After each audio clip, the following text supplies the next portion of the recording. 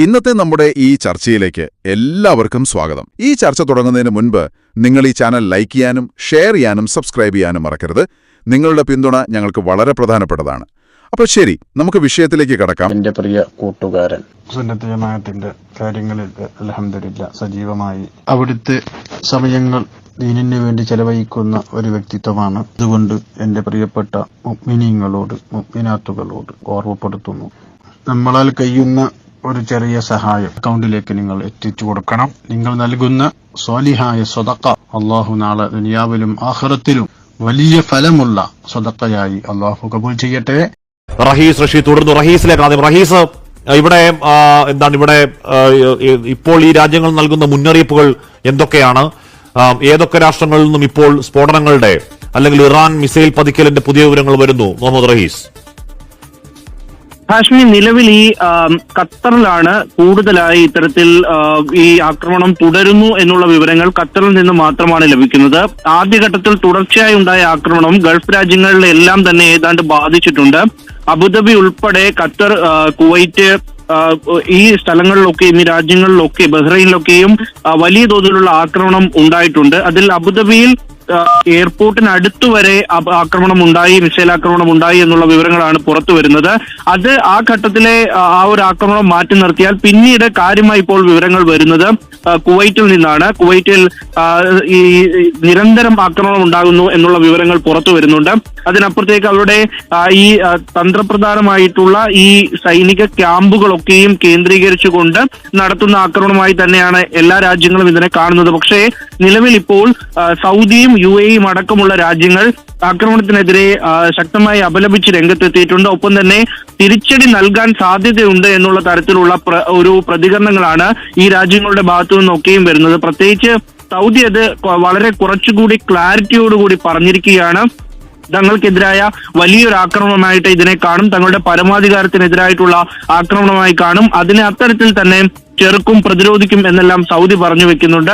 ഒരു പടി കൂടി കടന്നിട്ട് UAEയും ഈ ആക്രമണത്തിനെ അപലപിച്ചിട്ടുണ്ട്. അവരും തിരിച്ചടിക്കാനുള്ള ഒരു അവകാശം തങ്ങൾക്കുണ്ട് എന്ന് ഇത്തരത്തിൽ ഇറാനെ ഓർമ്മിപ്പിക്കുന്ന തരത്തിലുള്ള പ്രതികരണമാണ് നടത്തിയിരിക്കുന്നത്.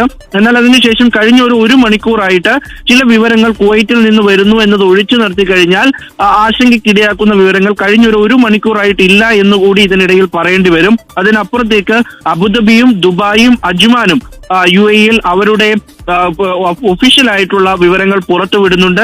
അത് രാജ്യം കൃത്യമായി തന്നെ പ്രവർത്തിക്കുന്നുണ്ട്. തങ്ങളുടെ പ്രദേശങ്ങളൊക്കെയും എമിറേറ്റുകളൊക്കെയും കൃത്യമായി പ്രവർത്തിച്ചു പോവുകയാണ്.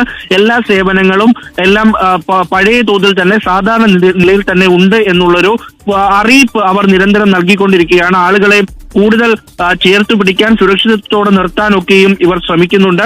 പ്രശ്നങ്ങളില്ല അല്ലെങ്കിൽ അമിതമായി പേടിക്കേണ്ട കാര്യമില്ല എന്ന് ഈ ഓരോ എമിറേറ്റുകളും ആവർത്തിച്ച് പറയുകയാണ്. UAE സംബന്ധിച്ചിടത്തോളം അബുദാബി മാത്രമാണ്. അബുദാബിയിൽ തന്നെ ഒരു മരണം ഉണ്ടായതായി സ്ഥിരീകരിക്കുന്നുണ്ട്. അത് മന്ത്രാലയം തന്നെ ഏതാണ്ട് സ്ഥിരീകരിച്ച മട്ടാണ്. അതിനെ തള്ളിക്കൊണ്ടുള്ള ഒരു വാർത്താക്കുറിപ്പും ഇതുവരെ വന്നിട്ടില്ല. ഒപ്പം തന്നെ ചിലരൊക്കെയും ഏതാണ്ട് അതിനെ സാധൂകരിക്കുന്ന തരത്തിൽ അല്ലെങ്കിൽ സ്ഥിരീകരിക്കുന്ന തരത്തിലൊക്കെയുള്ള വിവരങ്ങൾ പറയുന്നുണ്ട്. അപ്പോൾ അബുദാബിയാണ് UAE സംബന്ധിച്ചിടത്തോളം പ്രശ്നങ്ങൾ ഉണ്ടായ മേഖല. ഇറാനിലെ ആ സ്കൂളിൽ പെൺകുട്ടികളുടെ സ്കൂളുണ്ടായ മരണം 24 നിന്ന് അത് മുകളിലേക്ക് 40-ലധികം വിദ്യാർത്ഥികൾ മരിച്ചിട്ടുണ്ട് എന്ന് ചില സൂചനകൾ പുറത്തേക്ക് വരുന്നു. നമുക്കതിനെ സ്ഥിരീകരിക്കാൻ കഴിയില്ല. എന്തായാലും അവിടെ മരണസംഖ്യ കാര്യം അവിടെ ഉണ്ടായത് ഒരു വലിയ ഇസ്രായേൽ വ്യോമാക്രമണമാണ് പെൺകുട്ടികളുടെ സ്കൂളിലേക്ക് എന്നറിയാൻ കഴിയുന്നുണ്ട്. അപ്പോ അത് സ്കൂളുകൾ അല്ലെങ്കിൽ ആ സ്കൂൾ നടന്നുകൊണ്ടിരിക്കുന്ന സമയമാണ്. അത്രയധികം ഫുൾ കപ്പാസിറ്റിയിൽ കുട്ടികളുള്ള സമയത്തായിരുന്നു അങ്ങോട്ടേക്ക് ഇസ്രായേൽ വ്യോമാക്രമണം. സ്വാഭാവികമായും അവിടെ കൂടുതൽ കുട്ടികൾ മരിക്കാനിടയുണ്ട്. ഇതിനോടകം ആ മരണം 40 ആയിട്ടുണ്ട് എന്ന ചില അൺഒഫീഷ്യൽ വിവരങ്ങൾ ഇറാനിൽ നിന്ന് വരുന്നുണ്ട്.